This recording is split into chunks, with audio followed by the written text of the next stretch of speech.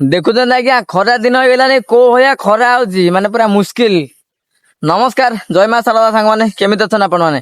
ଆଶା କରୁଛି ଆପଣ ମାନେ ଭଲରେ ଥିବେ। ମୁଁ ପୁରା ବଢିଆ ଅଛି। ଆଜି ହଉଛି ଶୁକ୍ରବାର, ଆଉ ଆଜି ମାନେ ପାର୍ସଲ ପୁରା ଯାହା କହନ୍ତି ଭରା ଲୋଡ। ମୁଁ ଆଜି 75ଟା ପାର୍ସଲ ଆଣିଥିଲି, ତା ଦେହରୁ 40ଟା ସରିଗଲାଣି, ଆଉ ରହିଛି 30ଟା। 75ଟା କୋଉଠୁ? ଆମର କୋରୁଆର ଅଫିସ ଅଛି ଶାଳିକଣ୍ଟା ପାଖରୁ ଲଗେଇକିରି ଆମର 4ଟା ପର୍ଯ୍ୟନ୍ତ। ତ ମୋର ଏବେ ଶାଳିକଣ୍ଟାରୁ ଆରମ୍ଭ କରିକିରି ସାନ ବେତରା ପର୍ଯ୍ୟନ୍ତ ସରିଗଲା ପାଖାପାଖି 40ଟା ପାର୍ସଲ, ଆଉ ରହିଲା 30ଟା। ଆମର ସାନ ବେତରାରୁ ଆରମ୍ଭ କରିକି ମଧୁରେ ଶେଷ କରିବି। ଆଉ ଖରା ତ ଯୋଉ ହଉଛି ଆଜ୍ଞା, ମୁଣ୍ଡ ଖରା ପୁରା ମୁସ୍କିଲ ହେଇଯାଉଛି।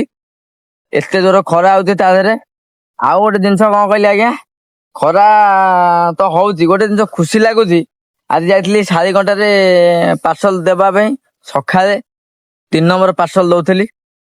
ତ ସେଠି ସେ ମ୍ୟାଡାମ ଯିଏ, ତାଙ୍କ ଆଡୁ ସେ ଚିହ୍ନି ଗଲେ, ହସିଲେ ଜୋରେ।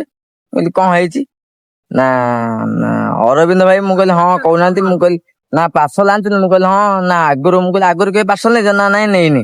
ଆଉ ଆପଣଙ୍କ ଭିଡିଓ ମୁଁ ସବୁବେଳେ ଦେଖେ, ବହୁତ ଭଲ ଲାଗେ। ମୁଁ କହିଲି ଯାହା ହଉ ଭଲ ଲାଗେ, ଆପଣଙ୍କୁ ଧନ୍ୟବାଦ। ଯାହା ହଉ ଭିଡିଓ ଆପଣ ଦେଖୁଛନ୍ତି ସମୟ କାଢିକିରି।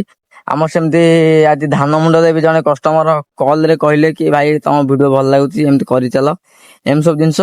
ଆଉ ତ ସମୟ ନାହିଁ ପାଖରେ, ବହୁତ କମ ସମୟ। ପାର୍ସଲ ଆଜି କେତେଟା ଟୋଟାଲି ଗଲା, କେତେ ସଇଲା, ତ ନିହାତି ଭାବରେ କହିବି। ରଖୁଛି, ନମସ୍କାର, ଜୟ ମା।